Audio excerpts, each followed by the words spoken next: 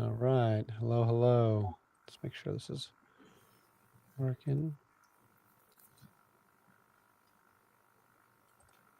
All right, we are live. All right. Well, hello everybody.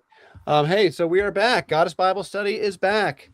Glad to be here. Happy New Year, everybody. Everybody in the audience, to what audience there may be. We're back with we've got Lisa and Joshua and Nathan in the house. So hello everybody.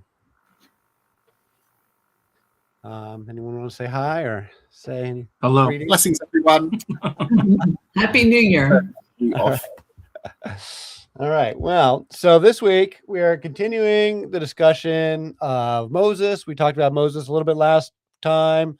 To recap, we were in the Bronze Age collapse, and now we're gonna pick it up with the first appearance of Yahweh. And so, basically, the outline of my argument is that the Israelites are totally pagan at this point, and Yahweh is just another pagan god in the pantheon, and that all the stories of Moses doing religious reforms, I argue, came a lot later. So the burning of the golden calf and the 10 Commandments and all that stuff, I argue would have come much later. But I do think there was a historical Moses. And I think part of why I think there is because you can see these layers in the story. You can see that Moses is doing a lot of stuff that is later banned in the very reforms he's supposed to have authored, like having the serpent um, or the shed. There's a bunch of things. So anyway, so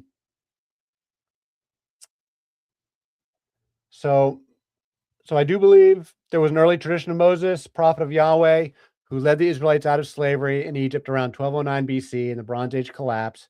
I do think there was a real exodus, but I think they were completely polytheistic, and Yahweh is just another pagan god. I do think I am persuaded by the modern scholarship that suggests the final Torah that we read, or the final Hebrew Bible that we read, was actually completed in Alexandria, Egypt, like many centuries later, in the 3rd century BC, like 900 years later. So that a lot of time for stories to develop and collect, and that a lot of the most important stories would have been written much later, layered on top of older source material. Monotheism is simply an invention of a completely different era from any historical Moses. And the stories of him bringing the 10 Commandments down from Mount Sinai or smashing the golden calf to end pagan traditions are almost certainly later additions to old legends. That the reforms did eventually happen. The reforms just happened much later, and then they rewrite the stories of Moses to say that the reforms go all the way back to him. So by tradition, Moses leads the Israelites out of Egypt. I don't want to read all this. Moses is the lawgiver. They say Moses wrote the Torah, but like even the Torah itself doesn't really say it. It doesn't really say that they carried the Torah around. And nowhere in the first temple are they described reading the Torah or busting out the Torah. Nowhere in the biblical story does the Torah appear until much later on. And the Israelites are not literate. Literacy is not 1200 BC is the Bronze Age collapse. It's when literacy is collapsing. The Hebrew written language appears 300 years later, around 850 BC in the 9th century. So it's very unlikely that any historical Moses wrote anything at all. The legendary backstory is well known. He's born a Hebrew slave in Egypt. There's an order from Pharaoh to kill all the Hebrew babies. So his mother puts the infant in a basket in the river to escape an order by the Pharaoh. He's found by his sister Miriam and given to one of Pharaoh's daughters and raised as royalty, even though they knew he was Hebrew. That was kind of an odd thing to do. So then as a young man, Moses kills an Egyptian officer who is abusing a Hebrew, and he flees into exile. And he goes to Midian, which is in northwest Saudi Arabia, like where Saudi Arabia meets Israel. And there he meets Jethro, a pagan priest, marries his daughter Zipporah, and has a family. And he stays there for a long time, for like 40 years. And it's in Midian where Moses first encounters Yahweh at the burning bush while out shepherding a flock. This is the first appearance of Yahweh in Israel's mythical history, as we'll see below. The first appearance of Yahweh in archaeology is 850 BC, and because that's when the Hebrew literacy comes back. That's the first mention of Yahweh anywhere is 850 BC in the Mesha Stele. So Yahweh then encourages Moses to go back to Egypt and save his people, where he reunites with his brother and sister Miriam and Aaron, and lead the Israelites out of into the exile or into the Exodus, where they wandered for 40 years. So, according to the scripture, as we will read below, Abraham and the patriarchs never knew Yahweh. Yahweh was a new God for the polytheistic Israelites, just another tribal god in those early days, one of the many sons of El. It's later that Yahweh's writers add him to the older stories with Abraham in an effort to conflate Yahweh with El as one single God. So I firmly believe that when you see Yahweh talking to Abraham, like that's a later addition. So I appeared to Abraham, to Isaac, and Jacob. This is God talking to Moses. In Exodus. I appeared to Abraham, Isaac, and Jacob as El Shaddai, as El, God Almighty, but I did not reveal my name Yahweh to them, i.e., those guys didn't know my name is Yahweh. Elohim also said to Moses, say to the Israelites, Yahweh, the God of the Elohim of your fathers, the God of Abraham, God of Isaac, the God of Jacob, has sent me to you. This is my name forever, the name you shall call me from generation to generation. Again, he's introducing the name Yahweh for the first time. There's a little more context to it in the Bible. Any questions? Anyone comments? I'll just keep going. The biblical writers portray Moses as establishing the covenant with Yahweh and initiating religious reforms right away with new laws presented by Yahweh, like on the Ten Commandments. And I just don't think it happened at that time. So the Yahwehs do become this reform cult later on, but it's really hard to know at what point they really start smashing idols and cutting down Asherah poles. Like where on the historical timeline that actually happened, 1200 BC or 900 BC. I mean, I'm arguing for 900 BC. But this is Moses talking to the Israelites. This is the biblical story. Be careful not to make a treaty with those who live in the land where you are going, or they will be a snare among you. Break down their altars, smash their sacred stones, and cut down their Asherah poles. Do not worship any other god, for Yahweh, whose name is jealous, is a jealous God. Be careful not to make a treaty with those who live in the land, for when they prostitute themselves to their gods and sacrifice to them, they will invite you and you will eat their sacrifices. And when you choose some of their daughters as wives for your sons, and those daughters prostitute themselves to their gods, they will lead your sons to do the same, i.e., they're still doing the old matriarchal sex stuff that they do eventually shut down. I mean, I take this stuff literally. I think they are having sacred sex, and that is a big thing that they eventually fight about.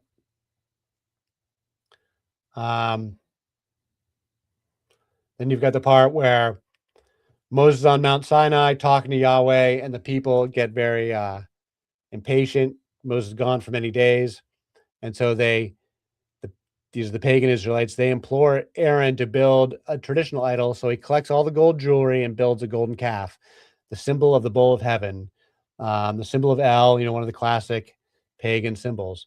And so they sacrificed the idol and had a festival. So this is the quote. Aaron took what they handed to him and made it into an idol cast in the shape of a calf, fashioning it with a tool. And then they said, these are your gods, Israel, who brought you up out of Egypt. We're all still in Exodus here. All right, so the good point here is that, all right, so then Yahweh and Moses, when Moses comes down there, Yahweh is outraged.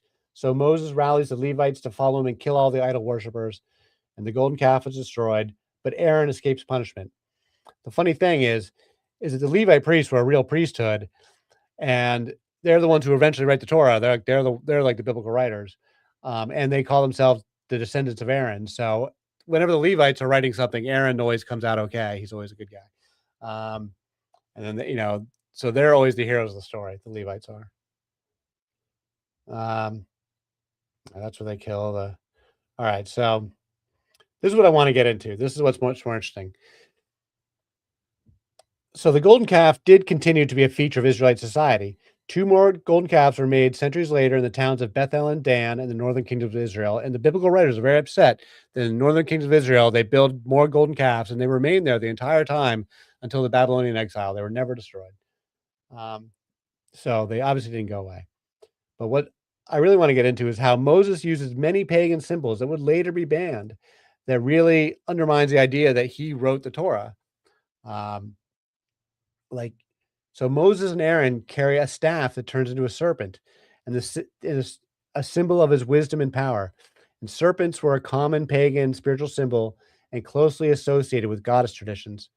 In the Garden of Eden, the serpent was demonized. So it's really hard to imagine Moses simultaneously carrying the serpent staff around and using it as a source of power. And then also writing the Garden of Eden story where the serpent is, the center bad guy. All right, we got a comment from somebody. Noah had 3 sons, Ham, Shem, and Japheth. Ham had sons too. One was named Cush. Today we call them Ethiopians. What color was Shem? I don't know. I don't. Thank you, Russell, for commenting, but I don't know the answer to that. So I have a comment, All right. or just like here's an interesting thing. So if he's carrying the staff, and the staff also turns into a serpent, Yeah. and if they're pagan, like the staff could do many things. Like it could even be like, say, like not just a magical tool, but it could also be something used in sacred sexuality. Sure, absolutely.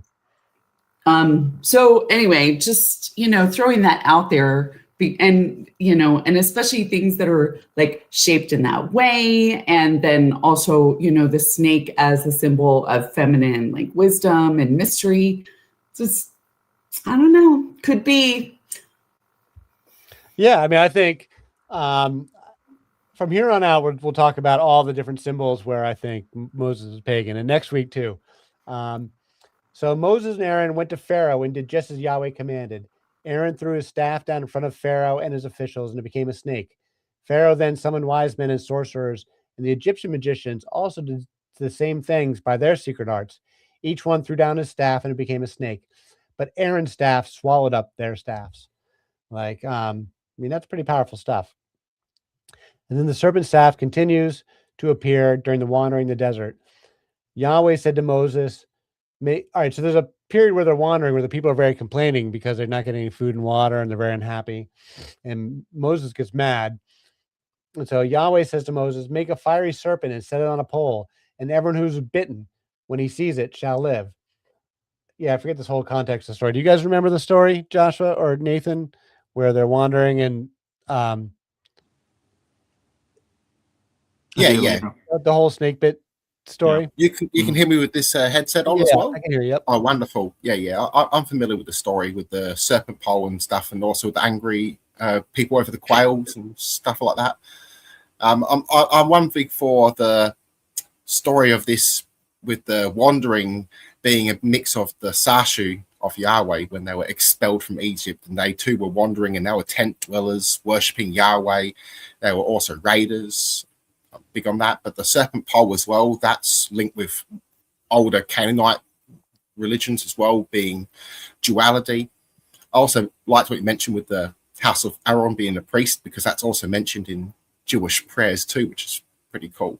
So yeah, it's in this, it's thinking of the just the idea that God is omniscient. This fiery serpent that God said to Moses to make would later become something that would be worshipped and later be ordered to be smashed into dust, and the people who were to worship it were supposed to drink it. That comes later in the story. But that is my very next line here. Oh, okay.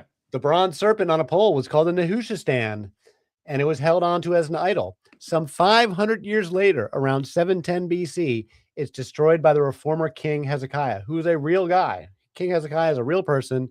That's when we get into like Israelite history being real people in the Book of Kings. So the Book of Kings, I actually think this is I think this actually happened.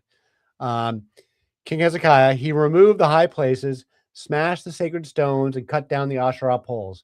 He broke into pieces the bronze snake Moses had made.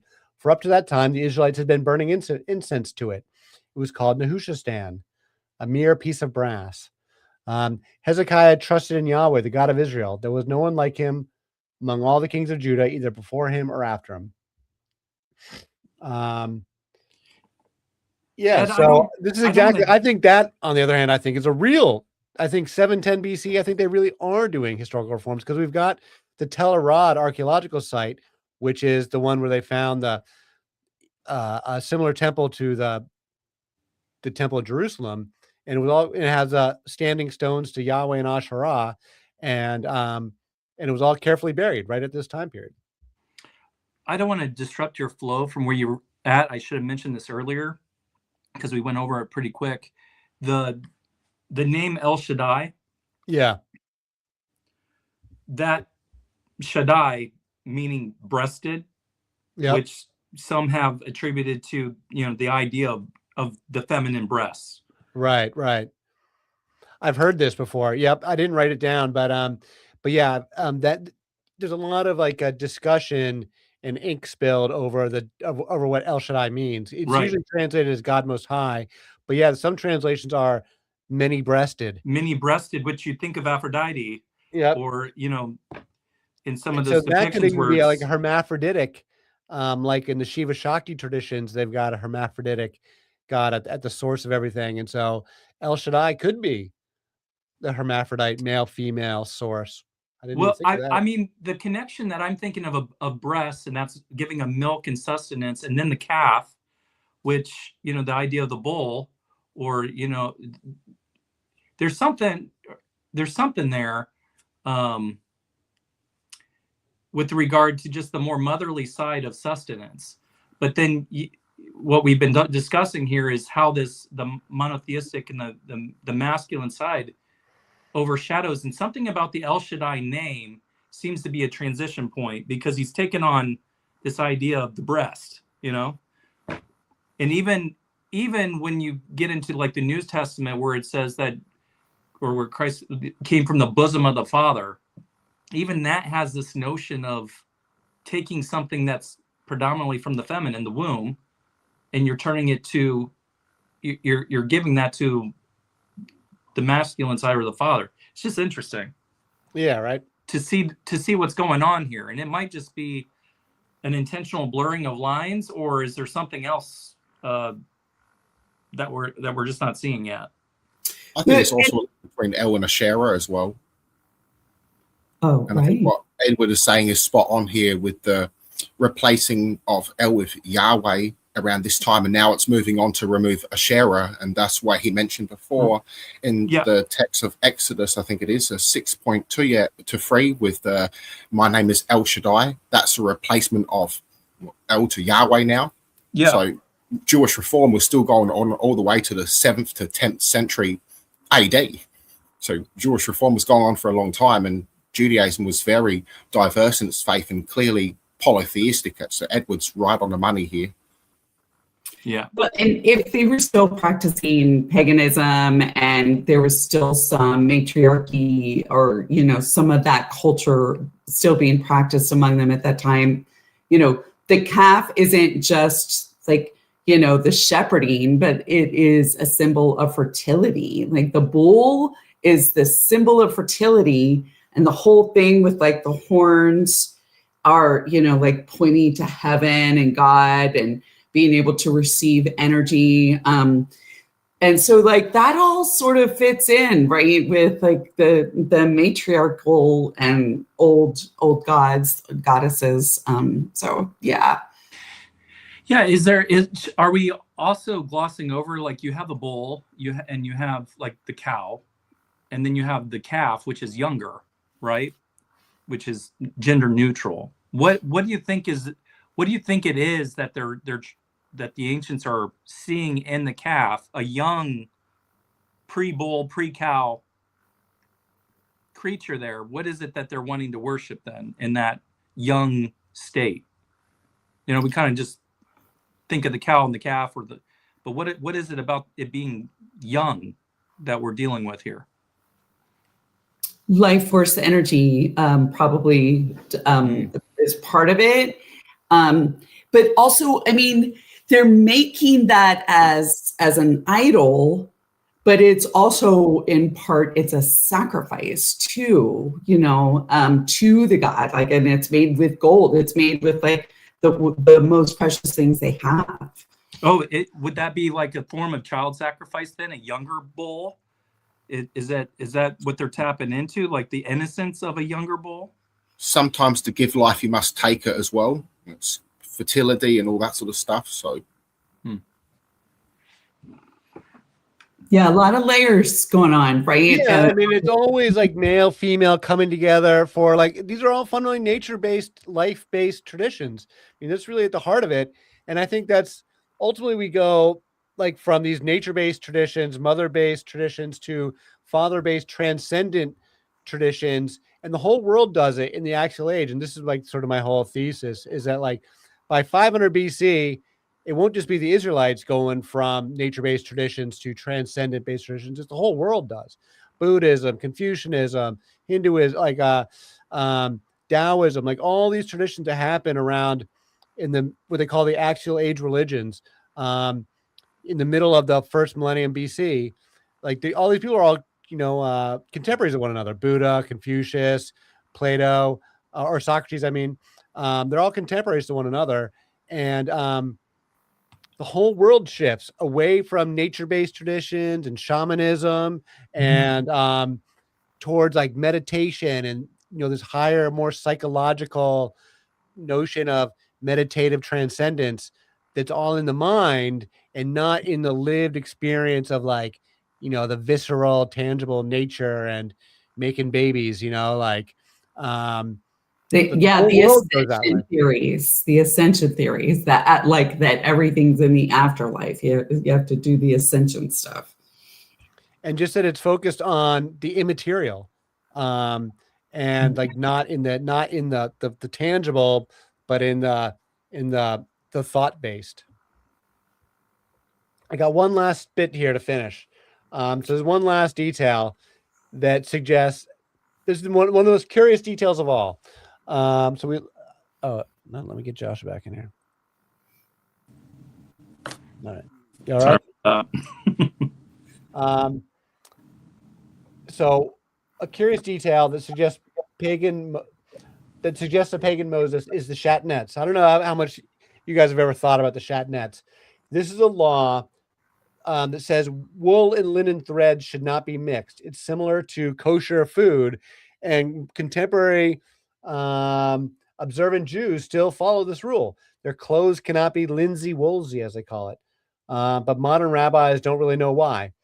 So the law in Deuteronomy, supposedly written by Moses, is that it says, do not wear clothes of wool and linen woven together. And people still do this. And this is very curious because in the other parts, Moses is writing all sorts of stuff and where he specifically orders that the holy vestments of the priests and the curtains in the tabernacle all be made of linen and wool blended together. Linen and wool are a blend of animal and vegetable, farmer and shepherd, god and goddess. So there's all like right here. This is one of maybe a dozen or more examples of this, where he's given the instructions now to build the tent of the tabernacle. And he says, all those who were skilled among the workers made the tabernacle with 10 curtains of finely twisted linen and blue, purple, and scarlet yarn, which is wool, with cherubim woven into them by expert hands. Over and over and over again, Moses instructs people to have a linen and wool yarn blend for all of the sacred clothes. But then later on in Deuteronomy, it says, do not wear any clothes of wool and linen.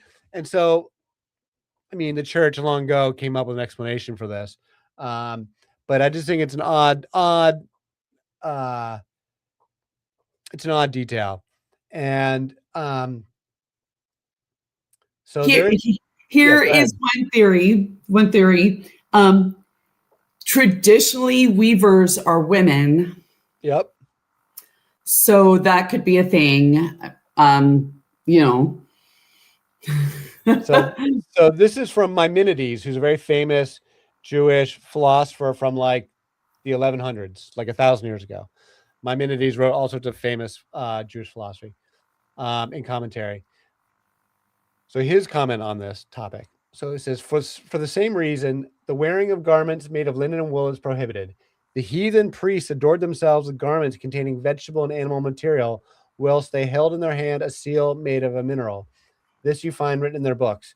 And he actually says, he does talk about more about it. I didn't quote the whole thing, where he says that women were doing it. I also quote, in my book, in History of the Goddess, I quote a bunch of stuff from Maimonides where he's talking about the sex practices and the shadnets and how they very specifically break that rule that they don't want animal and vegetable blended together because that is the earth. They're trying to break free of these nature-based traditions. But that makes it odd to think that Moses was writing those reforms. I just don't think Moses wrote those reforms. I think Moses himself was still practicing all that stuff. And then the later reformers put stuff in his name, which is a very common thing to do. Anyway, that's all the material I got prepared. So we can just talk now. But yeah, this is all, yeah. I think Lisa's onto something as well regarding the women, and especially with weaving. That was big on Asherah worship and, of course, other goddesses, especially with the Canaanite groups. But we have also this tradition of temple virgins waving the garments and even washing the garments of the priest, making the curtain veils and all that sort of stuff. So I think that's gone back to the linking of the Asherah worshipping and ultimately the removal of the goddess and removal of women from power, making them second rate compared to the male priest. Because at one stage we had priestesses, we had prophets, now regarded as being male or female, even regarding in some ancient Jews at the time as diversity. So yeah, it's pretty cool.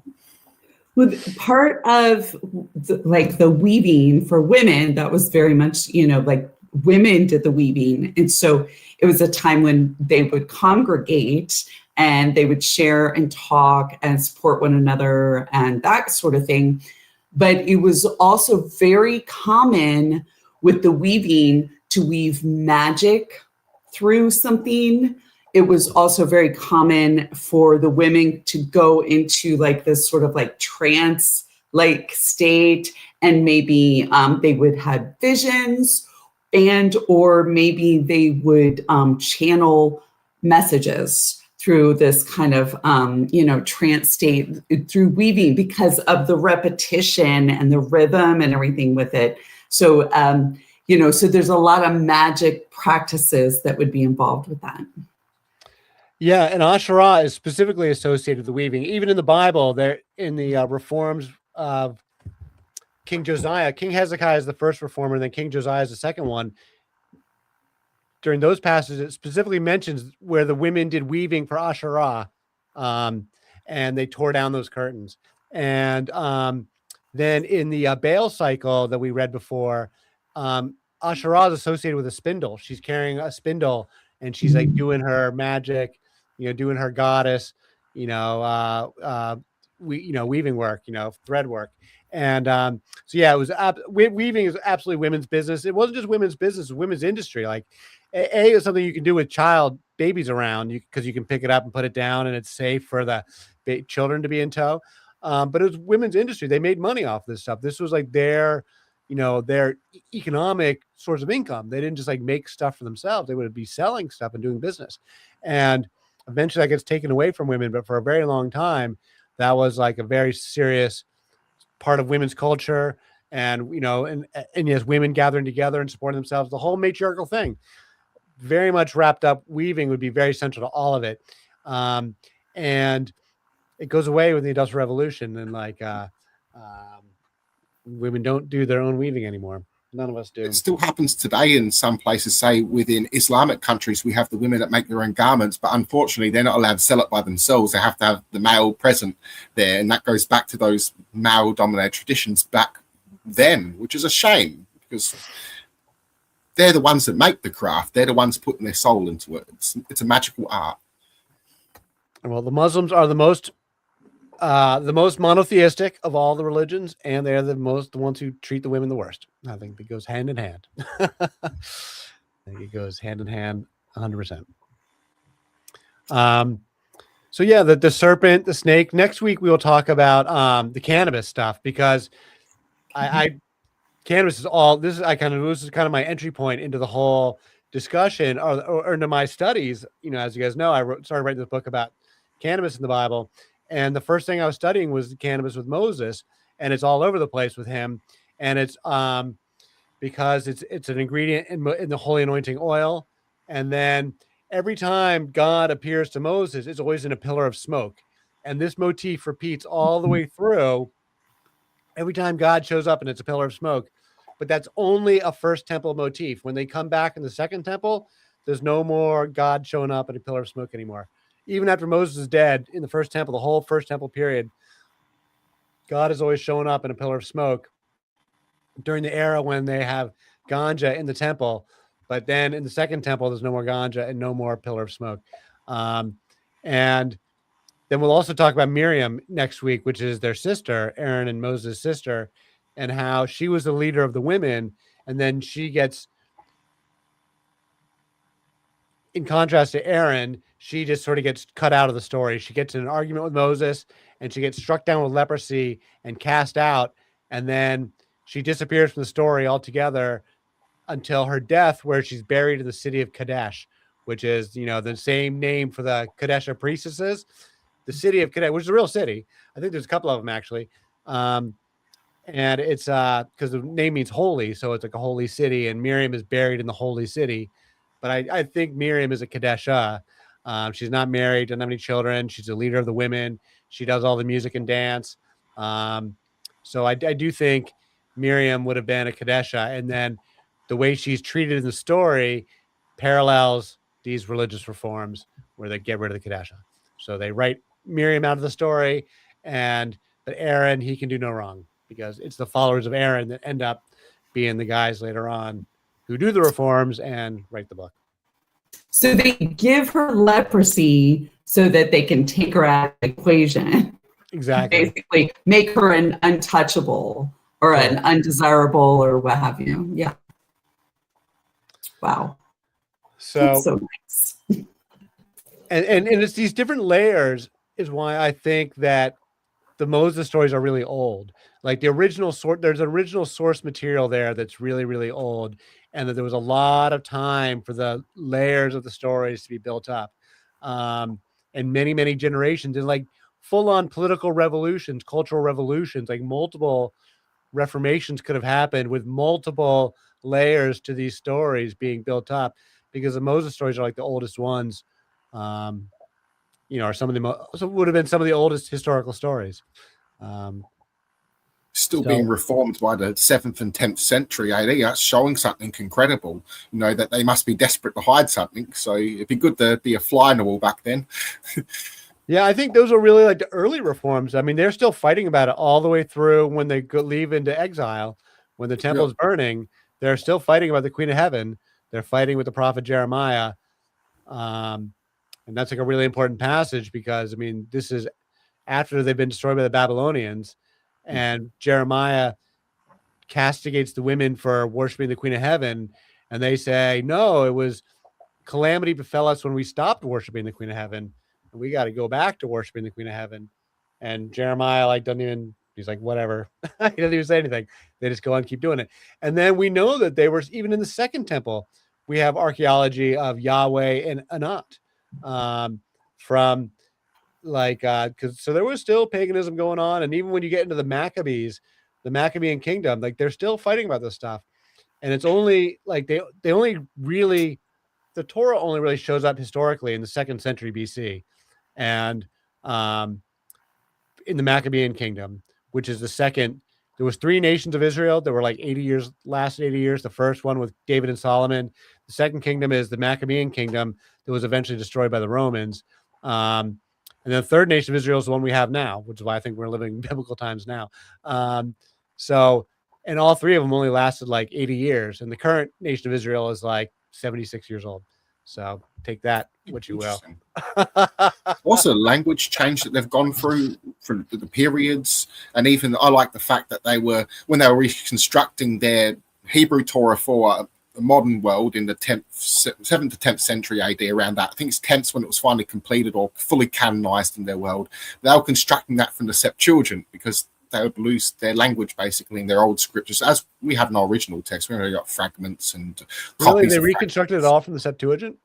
Yeah, which is hardcore. Even with the Talmud, when constructing that, they used text from the Septuagint to use it, and the Septuagint's a lot different to say what they're using now, and they would reject it because it was too popular amongst Christians. Christians stopped using it because it was too popular amongst mystics. So that's why some texts are rejected even now, such as the Wisdom of Solomon, accepted by some Christians and rejected by others. Wisdom of Solomon's a great text. That's one of my It favorites. is. So in case anybody doesn't know, the Septuagint is the first Greek translation of the Torah or the Hebrew Bible, and it's in like the 3rd century BC, so the 200s BC, and it was done in Alexandria, Egypt. And that's where I think actually the entire Hebrew Torah probably was created, because that's what they were doing in Alexandria. They were like, it was a center of religion and philosophy, and that's where the great Isis religion was created too. So I actually have a big theory about this. This is like a good topic of conversation. Kind of new topic. We can forget about Moses for a minute. Of what was happening in Alexandria. So Elohim, the word Elohim means all the gods, right? It's like plural, right? And that's like a conjuncture that's used in the Bible to blend El and Yahweh together and sort of create the monotheistic concept is wrapped up in this word Elohim. Because before that, it was all these different gods. So then you settle on Elohim with a capital E, and that means like the supreme God, like Allah. But Isis, for the goddesses, means the exact same thing. Isis in Alexandria. So after the city of Alexandria gets established by Alexander the Great around 300 BC, it becomes this great center for religion and philosophy. And they go through this process of inventing all these new religions, including blending Greek religion with Egyptian religion. And Isis becomes the super goddess of the entire Mediterranean. And she goes around and is blended with every other goddess, systematically and methodically and ritually. They go to every temple and blend her with Isis. So that every important goddess, Aphrodite and Demeter and Artemis and all the important goddesses in Cybele, all of them. And so the Isis is the super goddess. So all throughout the Roman era, the name Isis means all the goddesses. Just as Shakti in contemporary Hinduism means all the goddesses, Isis, they're same thing. Isis means all the goddesses. Just as Elohim means all the gods for the male gods, Isis means all the goddesses for the female goddesses. And very famously, or maybe not famously, but notably, the Hebrew language does not have a word for goddess. There is no feminine word for goddess in the Hebrew language anywhere. They don't have a feminine, they don't even have a concept of it. So I think it's really interesting that I think it's in Alexandria where really like this really elevated philosophy really comes together for the Jews, because like that what was happening, that was just sort of the spirit of the town and the spirit of the times was that they were really elevating religion into these mass market, because that's the thing about Isis. It was designed to be a mass market salvation religion, which then Christianity borrows these concepts of like creating a religion that's going to be like open to everybody, a universal salvation religion open to all of humanity, regardless. That's what the Isis religion was. That's why it was so popular. It was open to everybody. And then Christianity borrows that. It's open to everybody. And so I think that these really elevated philosophical concepts, I do think, come along much, much later, and that they're wrapped up in this word Elohim. I don't know if anyone had any thoughts on that. I like to mention that there's no goddess words for in the Hebrew language. They just say gods, which is interesting. And even the word Elohim can connect to sons of El and Asherah, or just children of El and Asherah. Even the word with Greek text, Hios, that can be son or child, regardless of gender. Even the word Theo can be feminine, but when you put the word S in it, so Theos, this can just mean supreme deity or masculine and feminine god, which is pretty cool as well, as the Greeks are big on, gods and goddesses. But that's in Greek, though, because the Greeks do have goddesses. Yes.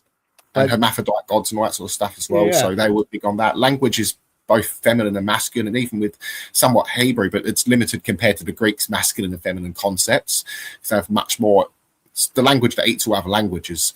And regarding Isis, we see the Gnostics borrowing her as well, and we also have her still being worshipped in 5th, 6th century AD era Britain. So you can say King Arthur or Arthurian age if you want.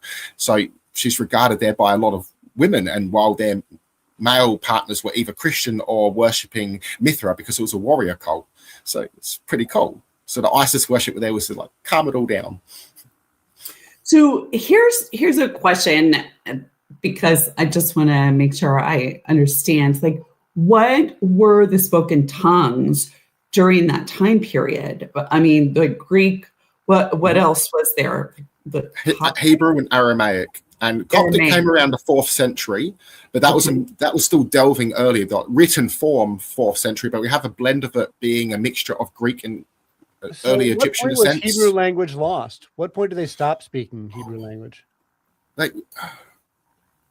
lost it a couple of times. They had a Bronze Age one couldn't communicate with an Iron Age Jewish Israelite or Hebrew or whatever, and then you go into the modern period, wouldn't be able to communicate with what were they speaking in the Iron Age Maccabean kingdom? Were they speaking Hebrew, or were they speaking?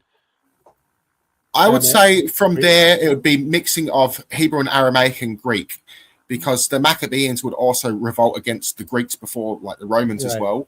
And so around that time, we have synagogue being used, and that's a Greek word, so it shows they were borrowing. So it looks like they've lost their language during the Greek word. So they've lost their language during the Babylonian exile, and a lot of the nobility were exiled, but not all of them in a sense. It was mostly the Hebrew-speaking ones that were Yahweh worship. Ones that accepted goddess or El worship mostly stayed, and they were Aramaic and even some Greek-speaking. So Greek was pretty advanced back then, like in the sense of where it traveled. So that was like one of the main languages. So we even have some archaeological evidence, I forgot where, but points towards that synagogue, or some Greek at least, is being recorded in the Second Temple, as this fits pretty good because the Sadducees, who were like the temple elites, a lot of them spoke Greek. Pilate, who was communicating with all of them, was only recorded speaking Greek and Latin. So he didn't speak Hebrew or Aramaic. There's no proof of that at all, just Greek or Latin. And again, a lot of them were speaking Greek. We had the Septuagint constructed because a lot of Greeks lost their language. Jews lost their language, so they were speaking Greek. And so that was for the Greek-speaking world and for the Hellenistic Jews or Greek-speaking Jews, or ones that could speak Greek and Aramaic, not Hebrew. Only the nobility could speak Hebrew unless it was taught to them and passed on, which is kind of interesting as well. So a lot of periods of their language being evolved and borrowing from the Greeks, which I find very ironic, because the Greeks were borrowing from the Canaanites, and the Canaanites were also borrowing from the Greeks. And then later on, the Jewish people want to separate themselves from the Greeks, complaining about the Septuagint, and end up using the Septuagint to reconstruct their text. Irony. That's funny, because I know that the modern Israelis reinvented their language. Like nobody was speaking Hebrew prior to like World War II. They were speaking Yiddish, I guess, or something, but like that's not the same. I don't know. It's not my expertise. But they reconstituted modern day Hebrew when they brought back Israel. I know they still borrow from the Greek language as well, even regarding that too, but most likely also Aramaic. I'm not 100% sure on that sort of side, or just more earlier. So, well, part of the reason I wonder about that is because, like, I guess I have this understanding that, like, the Hebrew that the Torah is written in now is still like the ancient Hebrew that they spoke back in this time frame that we're talking about. Is that not the case? No. Well, there's a whole nother wrinkle. There's a whole nother wrinkle, which is that the very originalist form of Hebrew didn't have any vowels in it. And then they came along later and added vowels, like centuries later, and that changed a lot of that was controversial, because, like, depending on which vowel you pick, you could really change the definition of the word. So some words are thought to have been mistranslated because they picked the wrong vowels. And I'm not sure where in history that happened. Do you know, Nathan? Not exactly, no. I couldn't give that one. But I appreciate some of that clarification, because it always felt to me like how fortunate to be able to still have the original language and like access to that original language that your sacred text is written in, so that it wouldn't get lost in translation. Like, I mean, like the Bible being so like translated and retranslated and, you know, manipulated and all of that. But that, you know, like if you had that sacred text from thousands of years ago and you could still read it because the language was handed down and because the people preserved, you know, the understanding and the interpretation of it. And so I guess my romantic notion has just been blown to smithereens because they didn't have that. What's that? There was also different versions of the Torah. So we had ones in Greek, ones in Hebrew. We had some in Canaanite Samaritan language, or their form of Hebrew, or whatever the language is. I believe it's a Canaanite form of Aramaic. So that's still in survival today, which is a little bit more, how can I put it, spelt better than even, say, the Septuagint. Sometimes the Septuagint has some spelling mistakes, but when you go to the Samaritan, I'd love to give it a full gaze. It's roughly translated into better English when you put it into from their language there. So it's like they've worked on it. So they must have copied and then redefined it, or some say that they had an earlier source, and it's like give or take. But then you have the Dead Sea Scrolls, and that's meant to be even older than the Septuagint, but then some that's not, because it's written in Greek, Hebrew, and Aramaic, and it's all different time periods. So they're the group that didn't want anything to do with the Septuagint construction, but they're not the only ones. The Samaritans also didn't want anything to do with it, but then some Essenes did, because the Wisdom of Solomon is a Essene Jewish mystic text that would have likely belonged to an Alexandrian sect, as we had the Therapeutae. So there were Jewish mystics in ancient Egypt, Alexandria. So pretty cool, and they were big on equality of men and women. There is them that comes from the word monastery, kind of comes from them, because Christians kind of read about them and think, oh, these guys are Christians, not realizing these guys existed before Christianity. They were Jewish groups, but their temple, in a sense that they had, was a bit different. They had it separate between men and women. They did communicate together in a way. It was just they had their own departments as well. It's I don't know 100% everything about that theology. I know they were mixed. So again, all these different groups had their own Torahs, so, and oral traditions too. Before anything was written, we had it orally, of course. So, of course, right, and then eventually it got written down. Right. Wow.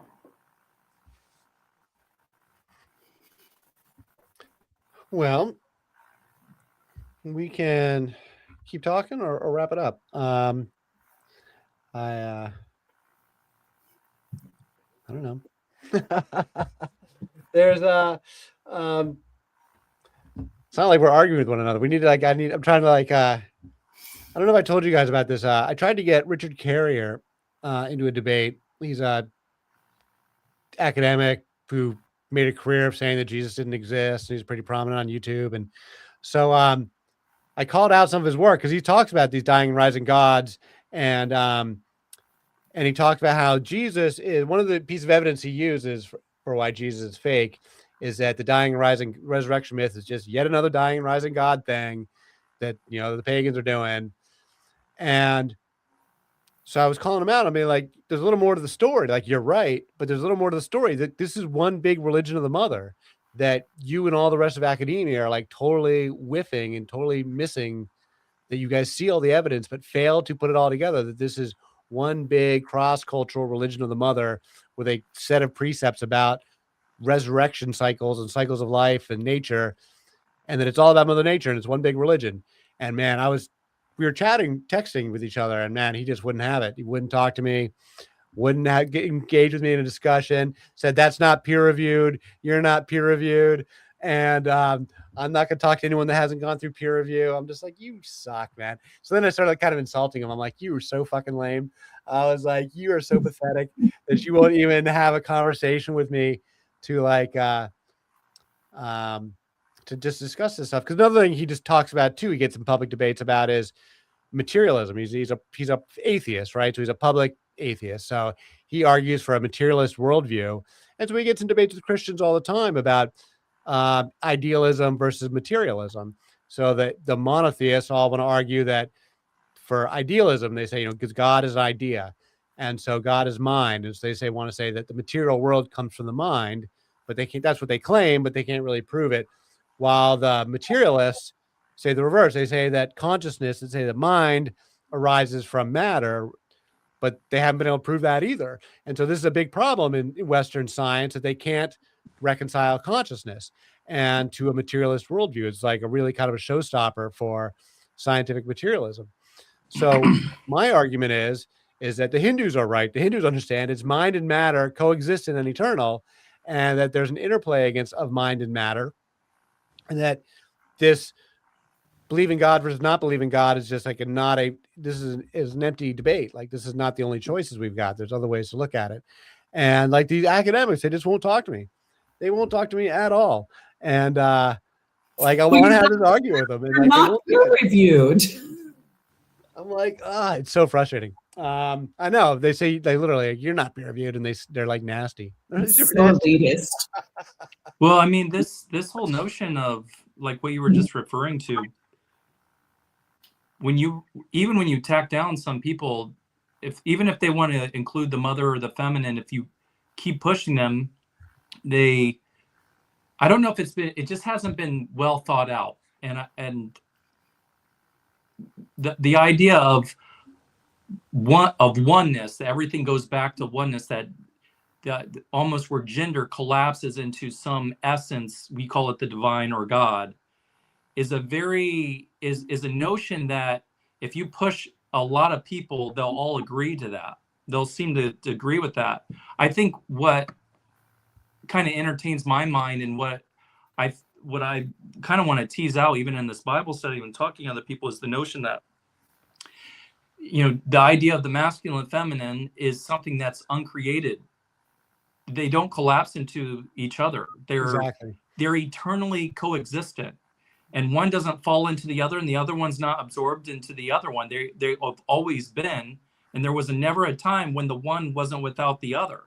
And that's not a unity. That is people want to say duality, but not duality in the sense of like deception, or it's just a trick of the mind.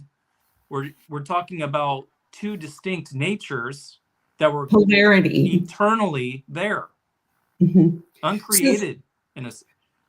Yeah, my theory around some of that is that because we live in a third dimensional time space continuum on Earth, that the metaphysics is such that math has to exist in order to organize it all. And so while everything is one, obviously from one comes two. Like, you can't have up without down, and in without out, and male without female, and cold without hot, black without white, like all of these kinds of things. And then it goes on from there. But that's like the beginning of it, right? There's like this one thing, and that's also, I think, cellular division and all of that. Like, that's how third dimensional time space continuum is organized on a metaphysical level. Yeah, I think that there is something, I want to play around with that a little bit, to where, this notion that one is uncreated, and everything that comes out of one through this split, through this like mitosis, that two comes out of one, and all the numbers follow. What if? Can you see what if one is actually created and two is uncreated, and just like mother and father come together, one is born. There is what if we just have this completely inside out, back to front, and we just can't, we've just been unable to evolve and have huge paradigm shifts in society because we are so locked in on this idea that one is uncreated, but actually one is created.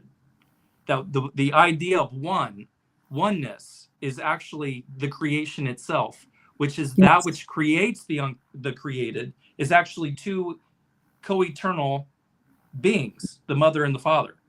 And we've just not been allowed to exercise philosophically for millennium. We've not been able to exercise our mind to think in those terms. Right. And our mind muscles aren't built up to think in Right. that way. Yeah.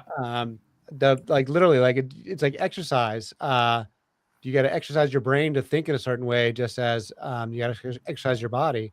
Yeah. And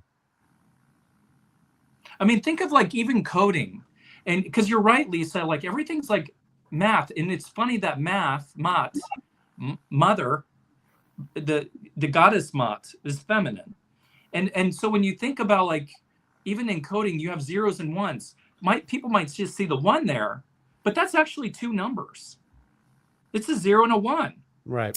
I mean, it's also what Ed was just showing us with the lingam, Yeah. and I forget what the bottom part is. It's a yoni. It is just yoni. Yeah. Okay, I It's a didn't know if lingam there was yoni. another word for it. But see, like that's the same image, right? The Yeah. same, yeah. This is this is the circular mass of material, and this is the axis. This is Shiva. This is Shiva and Shakti.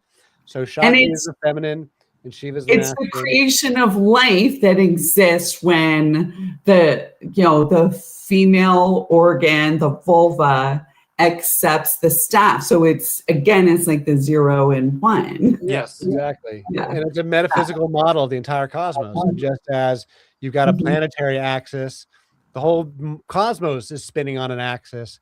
And that's what Shiva Shakti, that's what the imagery is all about. That Shiva is the axis that Shiva is the axis that the entire universe spins around, and the material spinning around is the mother. Matter is mother, and the mind is the father. Yeah. I think this is a very, does it just strike you that this is not a more common way of, I mean, how is this not a theology that's been developed? Like, why are we? But it why is. does The this feel Hindus, so like the Hindus, foreign? totally think this way. Like, It is.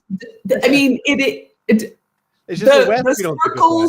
The circles I run in and the things that I have been studying for years and years and years, and my own understanding and everything is, and I came up with this idea that I just shared with you. Like, that's why math exists, because that's how everything is organized. But like, really running with pagans and animists and occultists and metaphysicians, like the people that fit into all these different sort of categories for decades, like there's a lot of us out there that think and believe and practice and understand the world as being organized in this way. And to me, what the divine and the oneness and everything is it's energy, right? It is the energy of which all things are made and what connects all things. And that's even, again, on a scientific level, energy exists. We know this, like it's provable, et cetera, et cetera. So our friend Kat's on the line. She commented, the cognitive theoretical model of the universe. Do you know what that is? Never seen it. Never heard of it. Okay. I'll have to ask her. But I mean, the Hindus do think this way, but like even in the West, it doesn't get translated over. And so it's really funny learning about Hinduism, because like it's really an experiential kind of thing, because like there isn't really a central code to it, and it's totally lost in translation when you get it in English. By the time you learn about Hinduism in English, it's getting filtered through this Christian lens and this colonialist lens, where we don't even have the words. There's all these complex ideas that are expressed in Sanskrit that we don't have the ideas for. So we don't have the language for it. We don't have the idea space for it. But Hinduism 101 is this exact thing we're talking about, Shiva Shakti, that all the gods come in pairs, because the male is just mind. He can't do anything without the female. So they all come in pairs. And this should be the first thing they teach us about Hinduism, that when they go to Hinduism, it's this mind matter combination is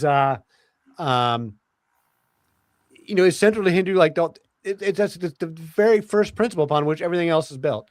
But we don't hear about that in the West. We get talked about, Shiva. They just talk about the gods, and the goddesses are just totally like, no one pays attention to the goddesses in the West. Well, it gets confusing because you'll hear like they'll say all is Brahman, right?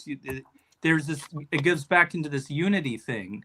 Brahman and yeah, and it doesn't get locked down as almost a dogmatic premise of no. We are talking about not an absorption. We're talking about it's almost.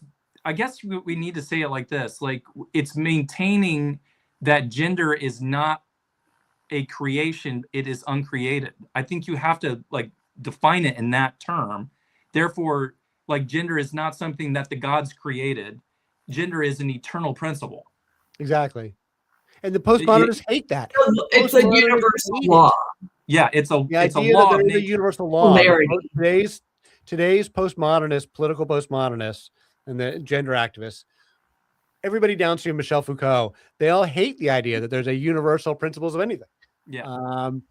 No, that's just universal law, Joshua. It's, there are some things that are considered like universal law, and that would be it. But it's not necessarily couched in like masculine, feminine, as much as like polarity. And I think a lot of times the language that I like to adopt for that, so it's not so like laden with gender, is the yin and yang. Mm-hmm. Right. Yeah.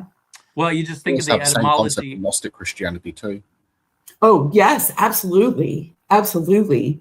Especially what Edward said before, with the Father being the mind and matter being the mother. So the life-giving spirit that proceeds from the Father, that's the forethought of the universe, and the mother is the creation itself that brings everything into creation. So it's like the pair of two working in one, so where everything's in the image. Or even with, when it talks about, even with some Gnostic groups that were full on to the archons making copies, so everything's like a copy of each other. And even with mathematical code, everything works out of mass is how we test theory.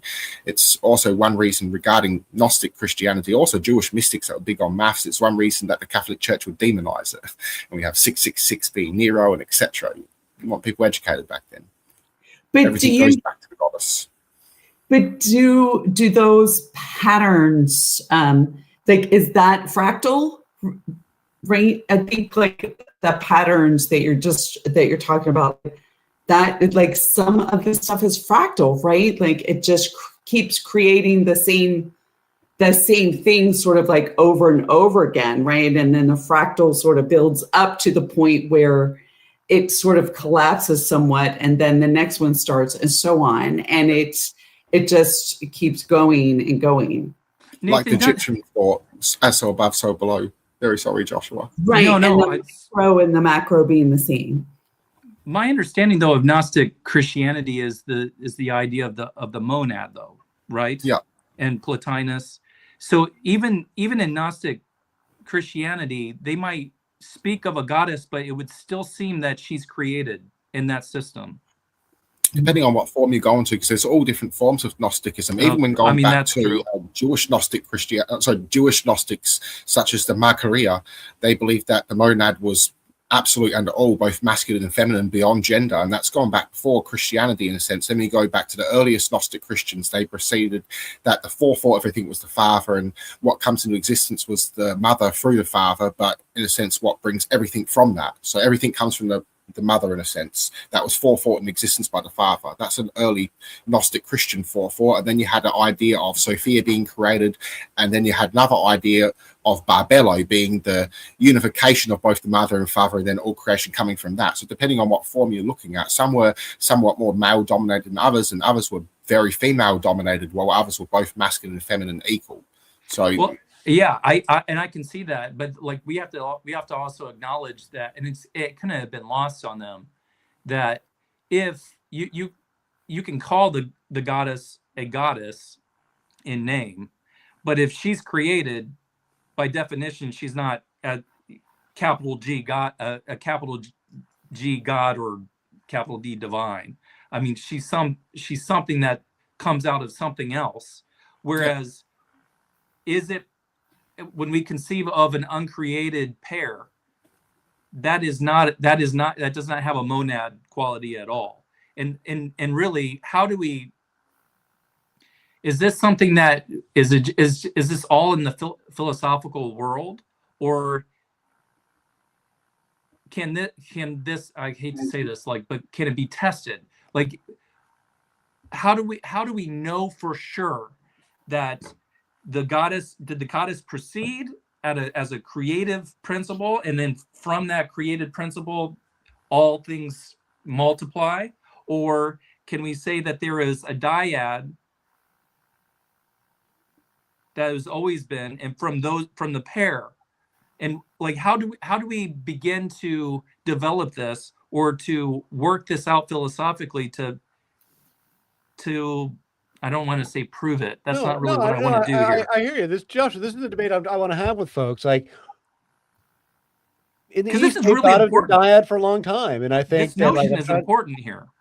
Yeah, I think this is a really important discussion, like, because both the atheists and the monotheists are arguing for a monad, either a consciousness from either mind from matter or matter from mind, depending on your persuasion.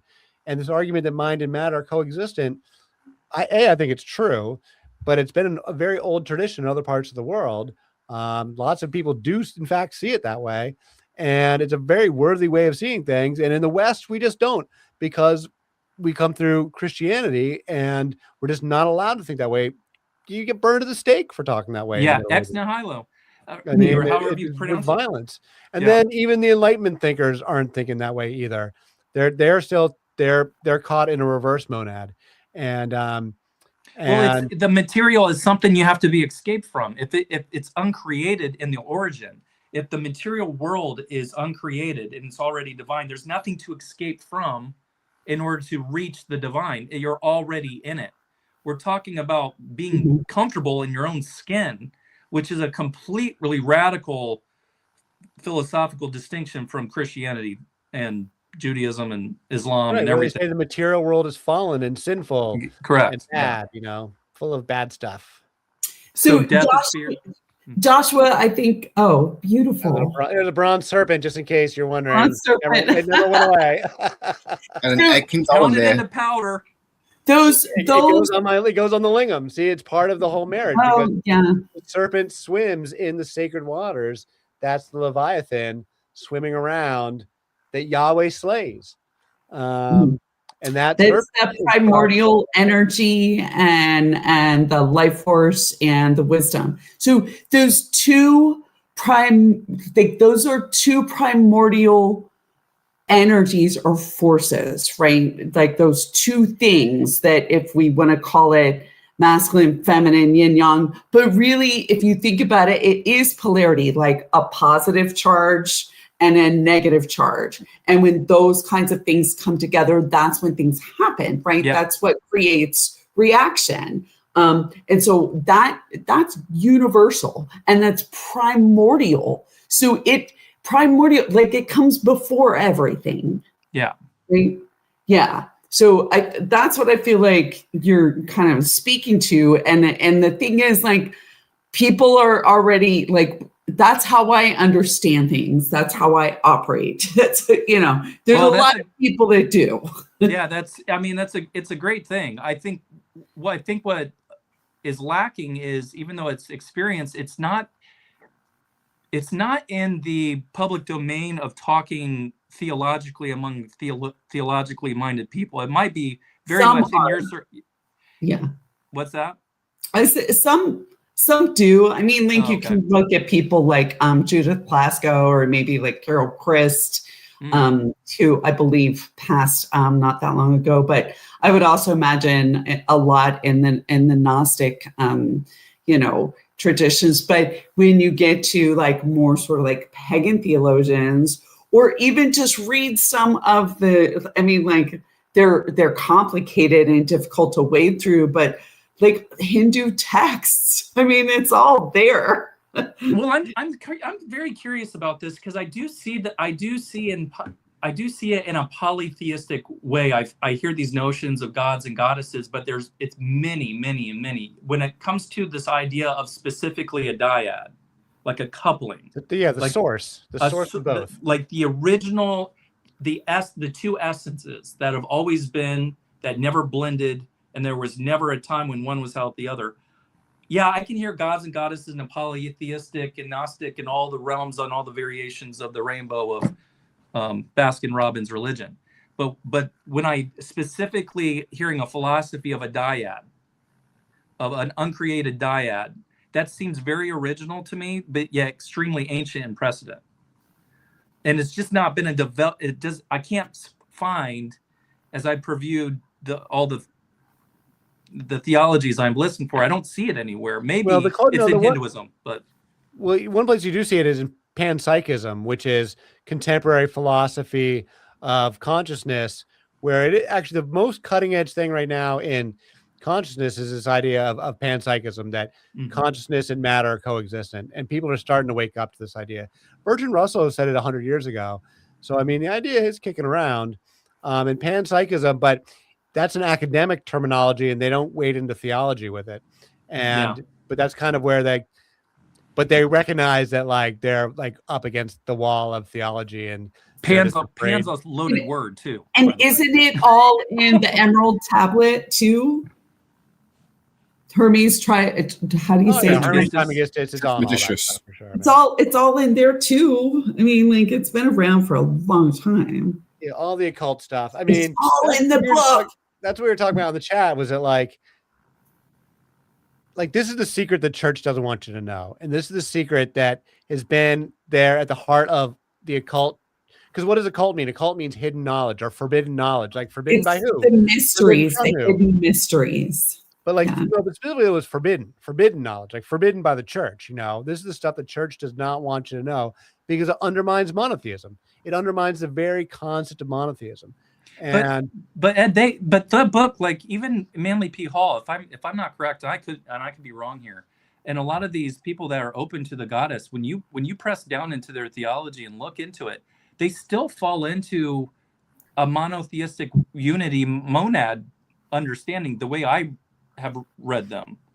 Yeah, no, I think that's true in like Western esoteric thought does like it still get bound up by monotheistic frameworks. You really got to look to the East to really get it. And the Hindus, it's always been this dyad. It's always been a dyad, and it just is. And it was very clear when I was out there. I mean, it was like abundantly clear that like that's just talking to people. Like my buddy, who was like a teenager, who was my tour guide, was like Shiva Shakti, mother, father. You know, neither they're the eternal parts of the universe that were neither created nor destroyed. Like that is just the common understanding on the street of what Shiva Shakti means. Like everything else comes out of there. And I have, for like since I was a very young adult, like Hinduism always made so much more sense to me, and on like a felt visceral level as well as a more sort of understanding intellectual level than Christianity ever did. And I was so glad I wasn't very exposed to Christianity growing up, because like the little bit I was, it never made sense to me. I was just like, what is this? And I couldn't relate to it at all. Yeah. I was exposed to Hinduism all my life because my parents, not that they were devotees, but my mom just liked the culture. And it was a long time before Hinduism made any sense to me at all. Like it was a long time, like only in recent years that like it really started to add up. And in part because you have to live it. I think even going to India 3 years ago was it kind of only after that trip did stuff really sink in for me. Because it's really, I was listening to a YouTube video of a guy, a Westerner who's lived a long time in India, and he was saying exactly the same thing. It's like, it's a lived, felt experience. It's about like, it's a very visceral, tangible, lived spirituality with no rules, no authority, no single school that you have to follow. If you don't like the school, go to a different school. And no one's telling you what to do. You believe in as many gods or no gods, doesn't matter. It's all about your personal relationship to the divine, and that the whole material world is sacred, which is ironic because they're filthy and polluted. But they have the understanding that, you know, the material world, the natural world is the mother and is sacred and is divine and ought to be taken care of, even if they don't. Yeah, that's always a curious thing, why their theology has not led to, by Western standards, a more clean. Well, I hate to call people to give them the benefit of the doubt. They've not run their own country for nearly 1,000 years. Yeah. They were overrun by the Muslims and overrun by the British, and the British were robbing them blind for 300 years. I know. So and they were pretty dirty back then.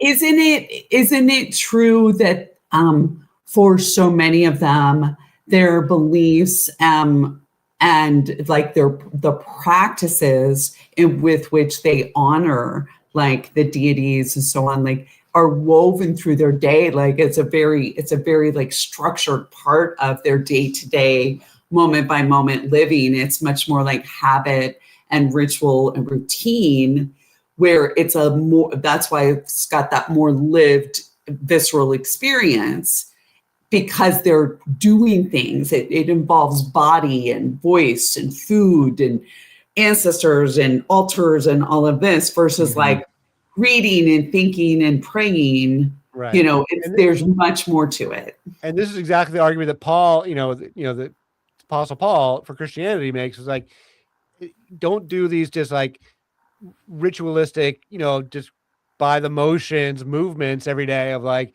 sacrifices. That doesn't bring you closer to God. It's about your faith. And so they say that becomes a big argument with Christianity versus, the idolaters say, is that they're just going through the motions with these rituals that don't mean anything.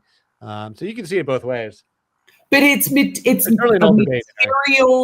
material, visceral way. So you're engaging your senses, your movement, like your taste, your smell. Like it's so it's a more felt experience. Yeah. Right. Than anything that's all like conceptual. No, it totally is. And it definitely is in India. They're doing rituals in the streets and rituals at dawn in the town of Varanasi, which is like this old ancient sacred city that I visited on the Ganges, where they burn the bodies on the Ganges there. It's really famous. They do rituals every morning at daybreak, at dawn on the river, down on the riverbank, and with these big elaborate rituals every single day, with lots of people involved. And then again in the evening, with like, big stages, like, I don't know, it's hard to describe. Like the big dais that they put it on. I mean, the very fact that they have incorporated the goddess into their worship, and then you see the cult, how religiously pious they are. There's an obvious connection there. Well, yeah. I mean, I do think that India is like maybe too much spirituality and not enough materiality, and in the West, we're too much materiality and not enough spirituality. But they're material. But they are material. I mean, they decorate their altars with flowers. They don't spare expenses. They ritualize not on the altars, their life. No, you're right. But like they're less linear. I think. I feel like they're less linear. And that's probably where they don't have any problem dumping trash in the street and in the river. Yeah, it's strange. Very time consuming too.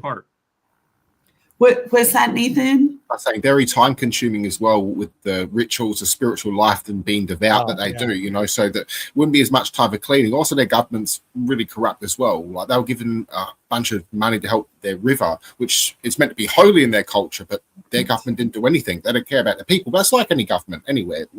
The poor suffer always. So you can't blame their spirituality on it. You have to blame their government. And like Edward said, they haven't had their country for that long. I argue say that dumping stuff was still going back from way back then. Yeah. Oh. Well, I mean, we could probably go on forever. We can probably wrap it up. It's been a good amount of time. So yeah, that conversation got good there. Once we got past the formal stuff. I love the formal stuff, Ed. That's good. I like it all. I'm here for all of it. Absolutely. I love you guys. I thank you. So I guess we can wrap it up. EdwardDodge.substack.com if anyone wants to check it out, the write-ups. And we'll be back, I guess, next week. I think we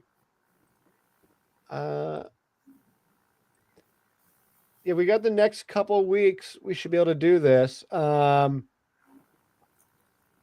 At the end of January, I'm leaving the country for a little while. I'm going to Peru, but that's at the end of January. So I guess for the next few weeks, at least 1, 2, 3, we should be able to do them these next 3 Tuesdays. Great. Let's do it. Yeah. Excellent. It's good to see you all. Thank you. Thank you, guys. Happy New Year, everybody. Happy New Year. All right. Everyone. Bye-bye. Take care. Bye. Take care.